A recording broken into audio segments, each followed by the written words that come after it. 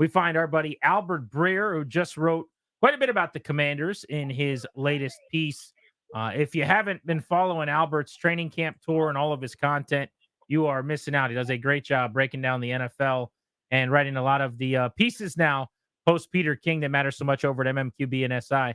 Albert, we appreciate you, buddy. Thanks so much. How are you? I'm good. How you guys doing? Very well, Doing man. very well. So when were you with the Commanders specifically? Was it yesterday? Yesterday. Yeah, yesterday. What did you think? I mean, I know when you drop in, you get a lot of conversations, access. You get a good feel for the club. What'd you make of your visit? Yeah, I think a couple of things. I mean, it's really hard to go 10 minutes there without telling you, without someone telling you how impressed they are with Jaden Daniels. Just from my own observations, he just looks smooth as a football player out there. I think that's the best word to use to describe him. I think Jaden to this point, and we don't know yet because we haven't seen him in a regular season context, but he's checked all the boxes and he's come as advertised. So that's obviously, the most important thing. That looks like it's there. And then the other thing you notice is just the buy-in. The roster isn't there yet, and the roster is going to take some time. And I think that they acknowledge that. But you're getting to see just young and old, the way that the players are moving through drills, the efficiency of practice. It looked very much like a Pete Carroll, Dan Quinn, like that type of practice, right? And, they score everything. Everything's a competition. They move efficiently. They're not out there for that long. But they get a lot done, and so those two things, stick out. And, obviously this is a team that's probably going to have some bumps this year. They got questions at tackle. They got questions with their edge rushers. They got questions at corner. So I think everybody there knows it's not going to be perfect in year one. So having that sort of buy-in is really important when you're trying to build a program and that you might not be able to pay off all the work they're doing with, 10, 11, 12 wins. Kind of a pull back the curtain question here, because you're on this whirlwind training camp tour, and you've done this before, and you talk to everybody, you got relationships. So I'm sure in every stop with the new player or the new quarterback, you're going to hear good things. But there's a difference between, and I'm not telling anything you don't know, but just kind of, again, pull back the curtain, difference between the cursory good thing and the real good thing. Like, no, this praise is different than the last guy who was the quarterback that everyone was excited about the year before. How do you distinguish and just kind of your smell test about it? When do you know that, hey, you know what, this one is different? Well, I mean, like most teams are optimistic right. when they draft one high, I think what you're looking for is just confirmation of things. And I personally look for specifics, right? Like, so what are you going to tell me specifically about what he's doing? And, one of the things that came up like consistently with Jaden was like how he's already a pro, right? Like how he already operates like a professional. And that's not a given, for rookies coming into the NFL. And that's important for a quarterback, obviously. So I think part of that's the fact that he, was in two different big time programs and was in college for 5 years. So, the fact that, he does operate that way, and he's made that impression on people, gives him a chance to lead as a rookie, which is really, really important at that position, obviously. And then I think some of the other specifics is just like the arm talent, how easy it is for him to put the ball where he wants. And one thing that they were honest with me about is like, we just don't know as a runner yet because we haven't seen him in like a full contact situation.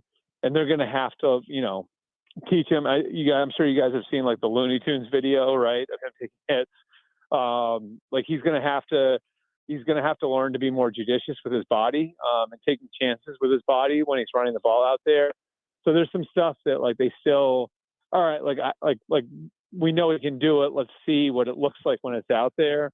But I would just say the specific things like that I heard would give me, a good feeling if I were a Washington fan about where he's going. Albert, reading your breakdown and the piece you put together, and you should check it out, guys, over at MMQB. Two things I want to ask you about the roster real quick. One, you liked the running backs, and the other was the usage of Luvu, which I'm giddy about. I love this player. I didn't know him overly well. And then you go back and you watch him after they sign him, He's just a dog. Like, I cannot wait to see him in a regular season game and see what they do with him. So running backs and Luvu. Yeah, so I would say with the running backs, like Ekeler's got a little more juice than people might think left. And the nice thing for them is that it like fits, like it fits like with what they already have. Where Brian Robinson has like sort of a contrasting style, and like that, and Dan Quinn obviously knows B-Rob pretty well, having been in the NFC East. He knows how physical a runner he can be. So the two of those guys can play off each other nicely. And I would not be surprised if we see them on the field together a lot. And I think Ekeler, like what you want to go back and look at Cliff's offense in Arizona. Look how he used Chase Edmonds. I think that's sort of going to be the vision for Austin Ekeler, which is exciting if you go back and look at some of Chase Edmonds stuff. That name might not resonate with a ton of people there, but go check that out. And then with Luvu, one of the things I really respect about DQ is like how he constantly evolves things, right? And so that offense, that his defense, initially in Atlanta was the Seattle 3, right? Like the cover 3 Seattle, Pete Carroll defense. Like he has pretty drastically changed what that defense looks like. And part of it in Dallas was, finding a way to properly use Micah Parsons and move Micah Parsons around. Now, I want to say this as clearly as I can. Frankie Luvu is not Micah Parsons. Okay, you guys understand that? Darn it. Frankie Luvu is Micah Parsons. Yeah. Okay, because Micah Parsons. I'm tweeting that out now. Albert Breer says Frankie Luvu better than Micah Parsons. Same as or greater than. Micah Parsons is a freaking unicorn. Okay, so he's not Micah Parsons. But when they went out in free agency, one of the things they wanted to do was find flexible players like that, because having Micah really kind of pushed DQ to think outside the box with how he used some of the positions up front. And it worked so well that, like, okay, well, we're not going to find Micah Parsons, but maybe we can find a version of that, right? And so I think, like that's what's exciting about the idea of what they might be able to do with Frankie Luvu, and even a Jeremy Chin, who's a different type of hybrid, where Luvu's more of like an edge linebacker hybrid. You got Jeremy Chin who's a safety linebacker hybrid. It'll allow them to do more creative stuff, and for a team that's going to need to generate a pass rush with Montez Sweat and Chase Young traded last year, I think the way they use Luvu is going to be really interesting, because they're going to need to be creative and finding a way to get to the quarterback on defense. Albert, I want to double click super quick on what you said about Austin Ekeler. I think people considered him, washed up because of the paltry run totals last year. Nobody ran it well there in Los Angeles. It wasn't like his backup was ripping off 7 yards per carry.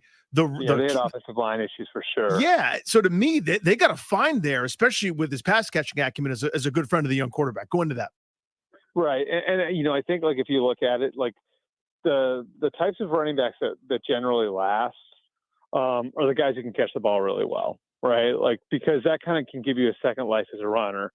So you might not want to use him the same way, he was used 2 or 3 years ago, but like what he's able to do with a runner and as a runner and a receiver, like we've seen in the past where running backs who have that sort of versatility, who you can move around, do have longer shelf lives.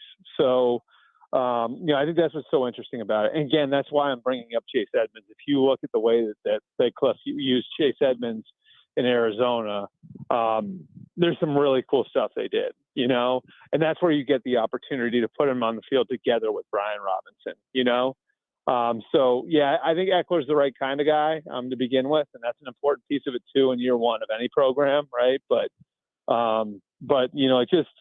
just as far as what he's going to be able to bring to the table on the field, like a really tough runner who is an excellent weapon out of the backfield. Albert, we know you're busy. We only got about 30 seconds, but I do want to throw this at you. Do you give them a chance to be like the surprise, really good team this year? Or is that too bullish? I don't know. I think I still think they're an off season or two away. That's just my opinion. The division could create some opportunities for them though. The Eagles have gone through a lot of changes. The Cowboys obviously have a lot going on as always. I think the Giants are going to be pretty good, but I think they'll be competitive, and I think one thing you have to look forward to is that it definitely looks like a team that could wind up ascending at the end of the year. I guess the easy thing to do is compare it to the RG3 year. Like if you're looking for a ceiling, right? Like where that team kind of was really up and down at the beginning of the year and then caught its stride. Not saying they're going to win 10 games, but certainly could be a team that gradually improves and then you come out of the 2024 season with something really to be excited about going into 2025.